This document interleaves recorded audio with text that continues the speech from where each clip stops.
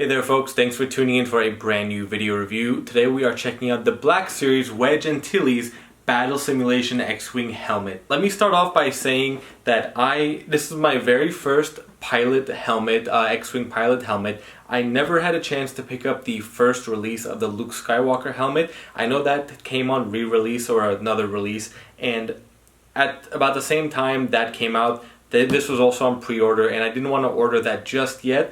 Partly because I know the Disney Parks version is out also, and that's pretty much been in stock since Galaxy's Edge opened. I didn't know what the real differences were until I went recently, because I never checked it out before COVID when the parks were still open. Even though it's about maybe $40 or $50 cheaper at Disneyland, the quality isn't quite there. It does feel more like a toy, and I'm not sure if there have been any differences between the first and second release of the Hasbro version of Luke's helmet.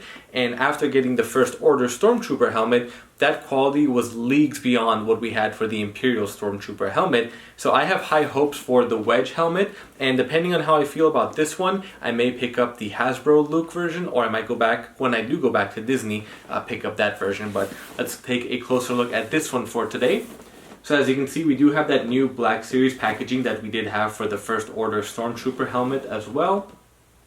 There's different images of the helmet and Wedge in the front and the top. Not too much information. I think here it talks about the choosing your battle, synchronized LED lights and 3 speakers create an immersive battle simulation experience featuring enemy blaster fire, FX, and communication from R2A3. So that's pretty cool. There are some electronics. I'll have to get some batteries for it. It's basically just a repaint, but I'm not sure if they did actually change a mold or anything. But yeah, let's go ahead and open this up and get a closer look at the helmet. Well, we got the helmet out of the packaging, and this is about as far as it goes. So unfortunately, just like the Mandalorian helmet, with all the padding inside, if you have a big head, or even, I don't think I have that big of a head, but if you have a somewhat bigger than average size head, or maybe not even that, maybe just not a small head, you're not going to get this on, which is a little bit disappointing. I know these aren't exactly marketed to adults, but they are. Does the box say adult collector? Is there like an age on here? Because, oh well, it says 14 plus, so I guess my head was a little bit smaller when I was 14. 75% of us adults are buying these helmets and these items, so yeah, I will take out the padding to see if it'll fit better, but I just noticed that right away, and that was something that made me return the Mandalorian helmet. Granted, I do have a custom one on the way this week, but I was really upset that the straps inside of the Mandalorian helmet, even though they weren't as thick or as much as these pads, even that just couldn't get my head to fit into the helmet. Here is the Wedge helmet. I installed the batteries, so we will go through those electronics in just a moment. And overall, it is really cool. It's a really well-built helmet. Again, I can't compare it to the Luke helmet, so I'm not sure if the sculpt is any different, but pretty solid feel. I will say I did that knock test with the Disney helmet and just kind of squeezed it and felt it, and it's not, I wouldn't say it's too heavy compared to the Disney Parks helmet, but this feels a lot sturdier and a lot better quality. Of course, it is a little bit more expensive, and like I mentioned, the Disney Parks version does feel tailored more towards kids, whereas this one, you can kind of make the argument where it is more of an adult collector item. And yeah, and I did actually notice how small it might be from the get-go, but I was kind of hoping it was just some illusion. Other than that, I'm pretty happy with the look of it. It's a really cool design. I love all the colors, all the templates and decals on it. I'm not quite sure what they all mean. Actually, I'm not sure what any of them mean. I haven't looked into that. Yeah, here's some close-ups of that.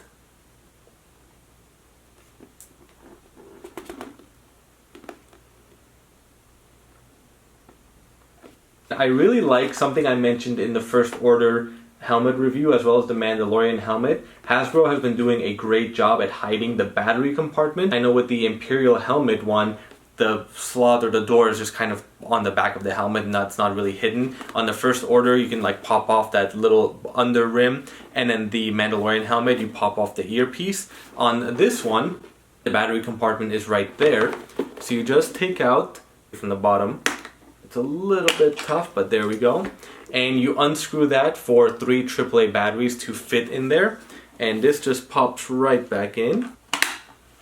and there you go, and it's hidden again. And I mean, you really can't tell that that's even the battery compartment, so I really appreciate Hasbro doing that. They have like the yellowish visor on the front, and I'm pretty sure Wedge, the visor was pretty yellow. They have a little speaker, although there are no microphones or anything, but I like the addition of this mic comms right here, and that can be adjusted any way you need to, and it's a bendy wire, so you can kind of move it depending on where your head is, or move it out of the way, which is really cool too. And then the pads and the chin strap do come out, and there are a few Velcro like pads inside the helmet, and the actual pads have that material that sticks to the Velcro. So let me go ahead and take these all out. So this is what just basically the ear pads look like. The one for the top of the head, pretty thin, soft material. The ear pads are definitely thicker and more cushioned. And you can see, hopefully you can see that, there are some of those Velcro pads in there. And then the chin strap just buckles onto the side, but you do need to get the ear pads in first. But since it wasn't fitting my head, let me go ahead and put the top pad on again, and then try it like that. Alright, so now I just have that top padding. Let's see if it'll fit. There we go. So it definitely fits better. Of course, it's going to be loose and kind of hit my nose. If I can get thinner pads, then we're game. This will fit great. And there really isn't, let me see how much, like I can't even fit, let me see if I can fit my hand. Yeah, I can't even fit my hand all the way in. So that just shows you, and it's kind of the way the shape is.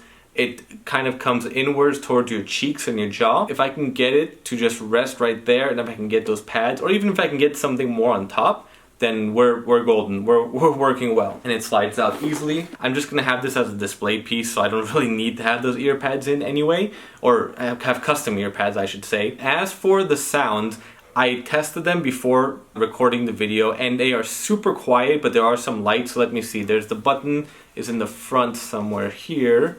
Actually, I do need to switch it on first. So right under, I hope you can see it, right about here, there's a switch. To one side is Yavin simulation, to one side is Endor simulation. And then when you press the button, the button right on the cheek here, it said if you do a short press or just click it, it makes the droid astromech sound, which is R2A3. But I noticed that if you do click it 3 times, it kind of gets into the simulation mode. Because when you do a long press, it starts the simulation, long press to turn it off. And then during that simulation, you keep pressing it so you hear the blasters, the lights, you hear Luke talking. And of course, you're not going to hear Wedge because this is simulating the battle. So you're going to hear all the other pilots talking, and they're gonna essentially be hearing you. Let me go ahead and switch it on. I don't know how well you're gonna hear that, so let me play it from this distance, and then I'm gonna move it closer. But actually, let me play it with the helmet on. So that was the droid with 1 click. If I can find the button. Hear the droid again. R2 again. There are the lights. I'll turn off my light so you can see it better, and it sounds like takeoff. So now it sounds like you're flying in the ship. And now instead of that long press, on the 3rd press or 4th press, it already went into the simulation mode. I think it's just flying sounds now. So let me press it one more time.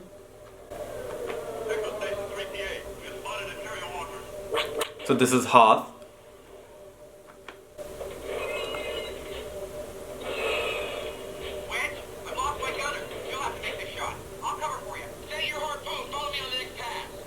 That was Luke, if you can hear that.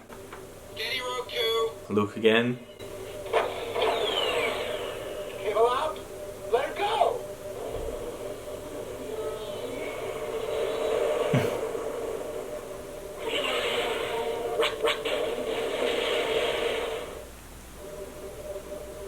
That's good work. And you can hear like the Imperial walkers. And then you long press.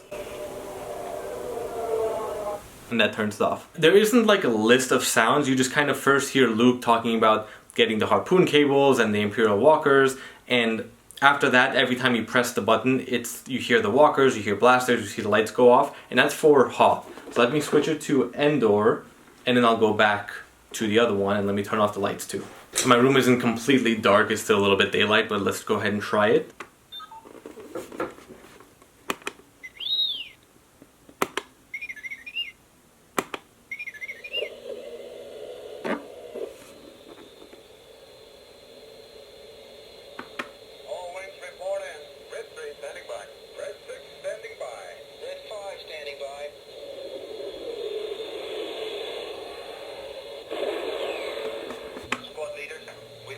you a group of signals. Enemy fighters coming your way. My scope's negative. I don't see anything.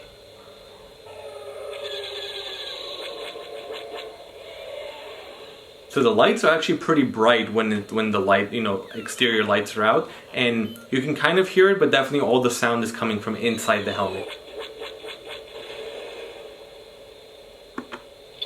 Biggs, where are you?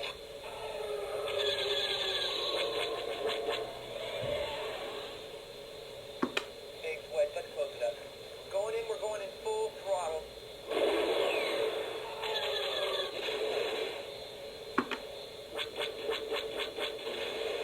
When I was actually wearing the helmet, you don't really see all the flashing lights. You just kind of see that glowing color, but you don't see it as vibrant as you'll see it head on. So you definitely see it more from the front.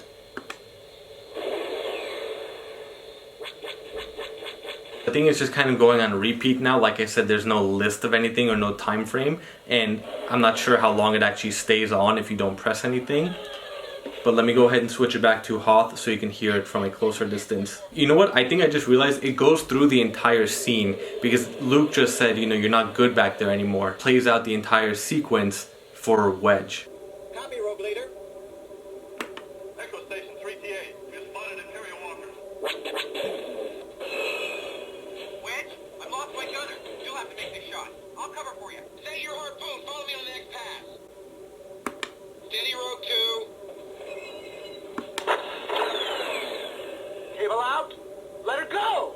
When you switch it to the middle, it just turns it off, so you can't, when you press it, nothing happens. Just another quick look. They definitely did give a good weathering look to it. Of course, it's going to be kind of more of a generic weathering because this is mass produced, so you won't have that attention to detail like if it was custom painted. Overall, yeah, the paint, there's some nice scratch marks here and there. There's some carbon dusting and smoky blast looks to it. And yeah, some more there.